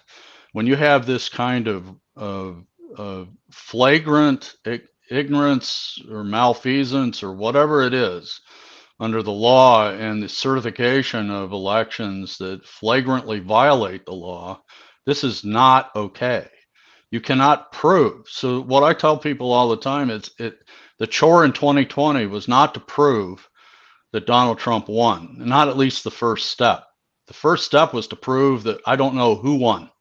You have to investigate this. You cannot certify this election because, and the best example, the easiest example is the decision that's not properly argued, frankly, in my estimation. I mean, and again, I mean, some of the lawyers involved are my friends. I'm not besmirching what was done. It was an emergency. It was chaotic. Chaos is the enemy of anything being done correctly. But the fact of the matter is that the point on the signature verification is they could still have done it. They had time. The arbitrary limits on time were ridiculous. And so there's no requirement, if you haven't done signature verification, there's no requirement that you complete the certification by a particular date. And I will give you the perfect example. Are you aware of how long it took to adjudicate Bush versus Gore? 45 days. 45 days. So all this nonsense that we only have 2 days, we only have 3 days. Under state law, I've got to certify this by this date. No, you don't. Under state law, you got to do what is proper under the law. You don't have the excuse of saying it's too expensive or I can't do it. I don't have the manpower. These are all complete nonsense. Or absentee votes. That's what they were saying in Michigan. It's like absentee votes have to be sent out by a certain date. Well, we had an open issue there that they didn't. So they just said, we're just going to forget that, move on. That, that's their MO right now, is to let's just forget the facts. Let's just forget the fact that a crime's been committed and we're just going to go forward with this. And we don't have time anyway, right? And so I'm just going to decide it's okay. This is what happened. We actually allowed elected officials and bureaucrats, many of whom are just appointed, not even elected, to decide who won the election. Exactly. That is not how it works. It's okay not to do this. So we're getting ready to file litigation all over the country. We have, like I said, we have scorecards in New York. We have scorecards in Illinois. We have scorecards in Maryland. We have scorecards almost ready in North Carolina. Michigan. We've got a scorecard. We have one that we're hoping is ready within 2 weeks. We'll see. I would like to be part of this, because I think we'd be happy for you to be part of it. This is an amazing thing. And if I can put some pressure on by just putting it out there to as many people as will watch it and say, okay, guys, in Michigan, let's get off of our behinds and get this information out here, because people need to get behind this. Or if we don't act, we're guilty of being complicit with them. We can't sit here and do nothing. We want TROs before the election that says just obey the law. Our laws are actually pretty good. The fact of the matter is we have lawless elections. The election officials and the state secretaries of state and certain governors, not naming any particular Whitmer, have decided that they're above the law, that they get to decide how elections are decided, which is the same as saying I get to decide who won. This is not okay. I mean, we actually passed an amendment to disallow governors from appointing senators, right? Most people don't remember this, but senators didn't used to get elected. They were appointed by the governors. We said this is not okay. The people need to have say over the government. But now we're allowing the governors, corrupt governors in some cases, to appoint the president of the United States. That's what we did. Yeah. We did. We allowed governors and secretaries of state to appoint the president. So, well, and so I'm going to say it, the political parties are involved in this too, because they've cut out, they are telling us they've got way too much power, and they're telling us, oh, these are the candidates that we are going to allow you to vote for. And I saw clear electioneering in the state of Michigan by the Republican Party. It was clear. It started right off the bat in Mackinac Island. And so another problem is these political parties. It is a centralization of power, which is part of the systemic corruption we have across the United States of America. And some of it's not even obvious to the normal person, right? So almost all committees end up with debt at the end of the cycle. And as a result, they need somebody to pay the debt. And who normally steps in and pays election debt? The parties do. So, for instance, James in Michigan is convinced not to contest the election in 2020, which he clearly was cheated out of, it appears to me anyway. Or at least the question should have been asked whether or not that election was run fairly. And clearly it was not run fairly. And I the got a lot fact of of the matter, questions on James, so we can talk about yeah, that. I'm not pushing James as a But- particular instance of consideration. What I'm talking about is the fact that the election was nonsense, particularly in Michigan. When you see, Right. and let me explain this from a cybersecurity standpoint. When you see that van pull up in Wayne County and in unescorted ballots with no clear chain, with clearly no chain of custody control and no observers, this is a violation of every principle of operational security. In operational security, there's a concept called total breach of control. That's a total breach of control right there. How many ballots were in those boxes? Were they even ballots? I don't need to know. It's not my job. It's their job. And the requirements in the election are, it's called a zero trust environment. I don't have to trust you. You don't have to trust me. The system is the basis or the anchoring of trust. But the assumption is you have to follow the rules of the system. They were not following the rules of the system. I'm not duty bound to trust what you tell me the election result was. That's not what I'm duty bound to trust. I'm duty bound to trust an election that was run according to the law. And when we enter this lawless state, it puts us in a position where people are no longer in charge of the democracy, that runs and chooses the electoral representation of each state. The government officials are. And, not to be silly about it, but the fact of the matter is that these people have a vested interest in the outcome. You don't put a governor, or I'll use the example of Katie Hobbs. You don't put Katie Hobbs in charge of deciding whether the Arizona election was fair or not. I mean, it's just not okay. You can't do this. The fact is that if they violate the law in the conduct of the election should not be certified. And getting back to your original point, if you don't certify the election, who decides what the outcome is? It's in the Constitution. It's a state legislature. Period. Mm-hmm. And it was a fuse on the system, knowing that an election might not be able to maintain integrity of a decision, right?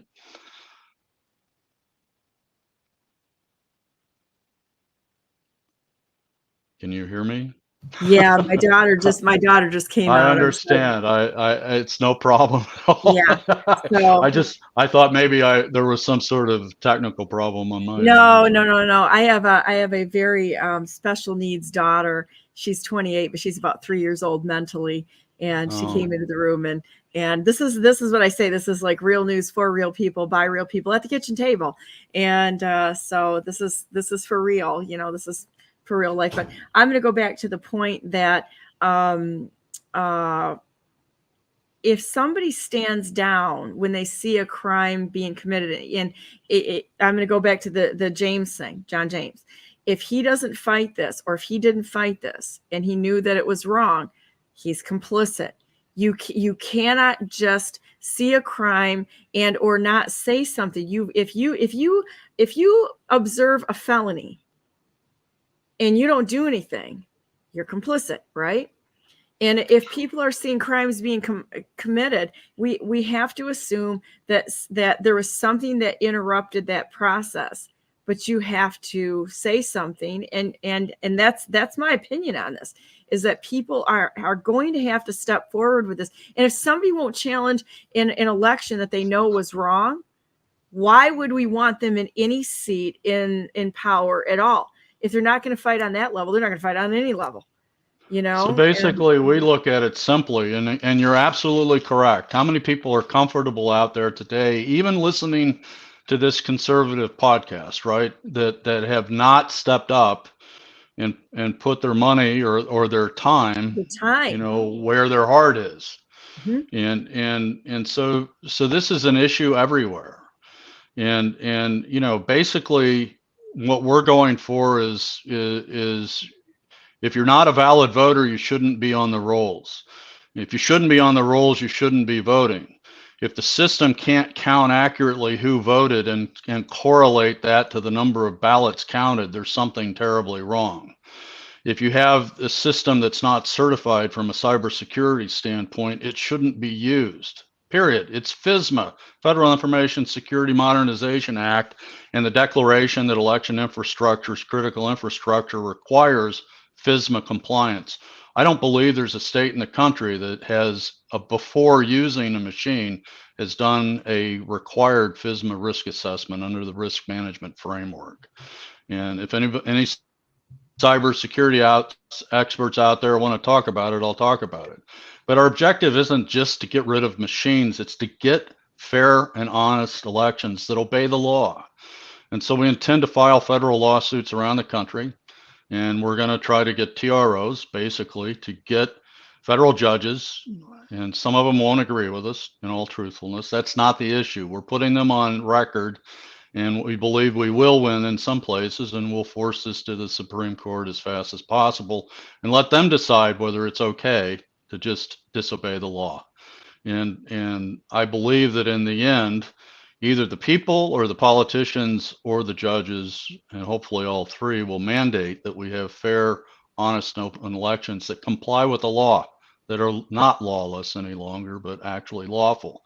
Does that mean every law is fair? No, it doesn't. There's a lot of laws that are unfair. But change the law if you're concerned about it. Don't just have some bureaucrat decide it doesn't apply anymore. And, well, they're like Jonathan Brader said, we're making up things on the fly. Absolutely. And it's like, this is what they're doing, is they're not following the law. They're just kind of like, this is what I want to do, so I'm just going to do it. And so my good friend Marley Hornick will say we've turned them into referees, but we really haven't. They're like super referees. You know, when referees make a call on the field, it's supposed to obey the rules, right? Okay, so this is, I'm going to give you a great illustration of this. This is like having a game going on the field, and all of a sudden having Godzilla jump over the top of the stands, landing in the middle of the field, and starting to just kind of rip everything apart and watching body parts go everywhere. That's what there's a dead quarterback under his footprint, right? That's right. That's right. Anybody that was for real is there, and he brings Rodan into this and everybody else. Yeah, and so all how do you call players that play? Let me tell you. Squashed. They just squash everybody. That's what they're doing. So, well, right. This is interesting. So, how do I get in contact with the people in the state of Michigan here? What do I do? So come into our national website, unite, the number 4, freedom.com.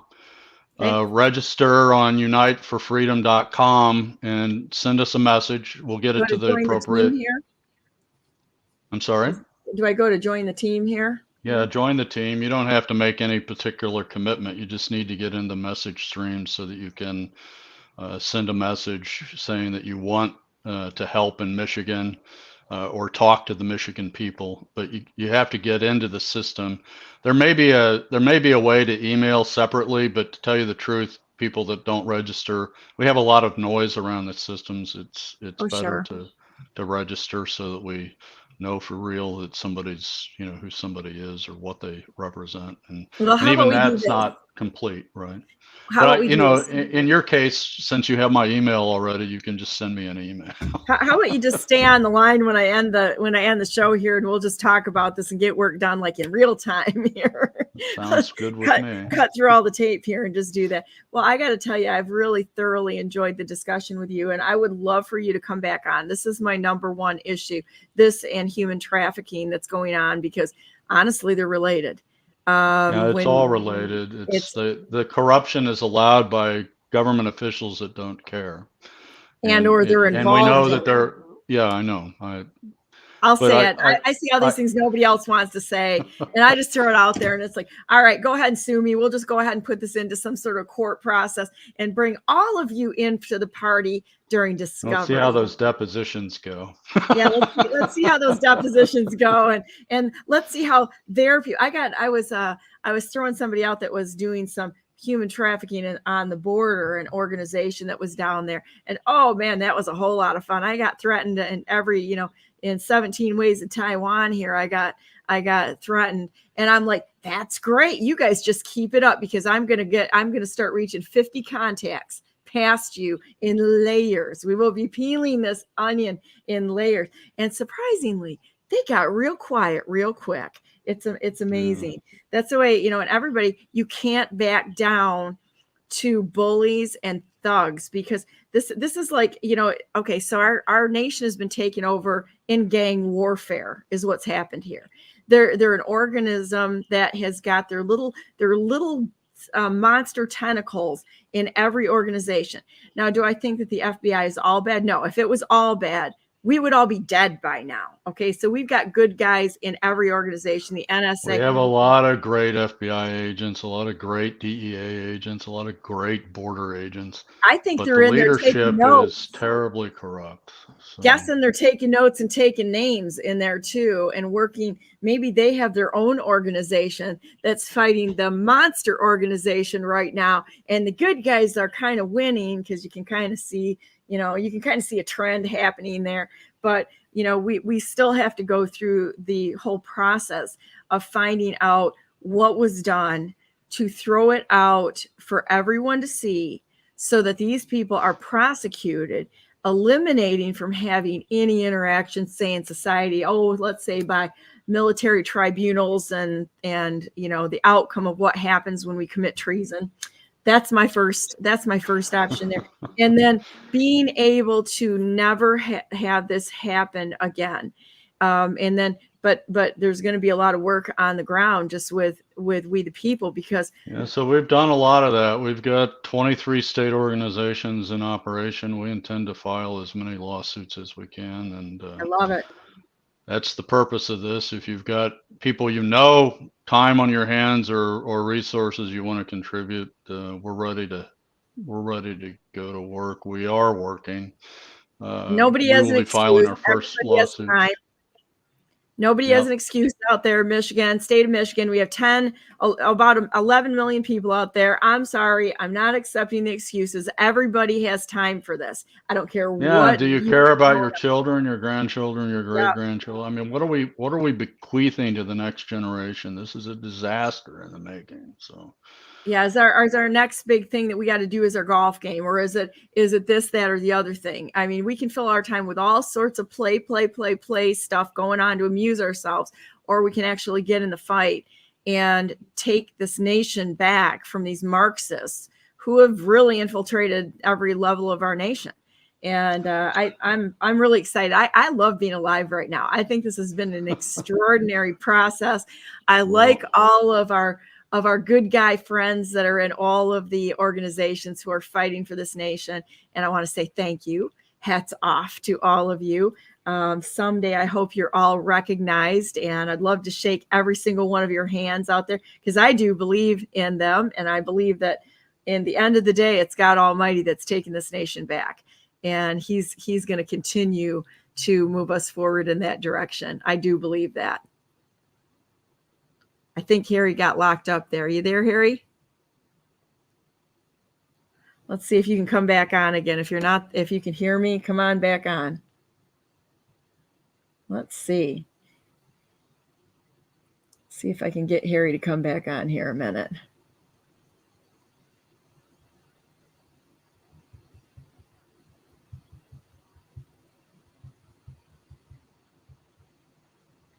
There we go. We'll see if Harry comes back on again. And so with that said, we've got a wonderful future ahead of us. As the rightful president of the United States, President Donald J. Trump says, the best is yet to come. And as long as we turn our lives over to God and we let God lead us out of this, we're going to be okay. It's going to be fine. But we do have to peel off the layers of the onion until we get down to exactly what it's going to take to restore this nation back to the foundations into what worked. So with that said, I'm going to go ahead and say a prayer. Hopefully Harry will come back on. If he doesn't, that's okay. I'll talk to him after I get offline. Dear Heavenly Father, thank you so much for Harry and for Todd and for all the patriots out there that are fighting for this nation, for Admiral Rogers, for General Flynn, and the rightful president of the United States, President Donald J. Trump. We're so thankful for people who are courageous enough to step forward and to continue to fight for this nation.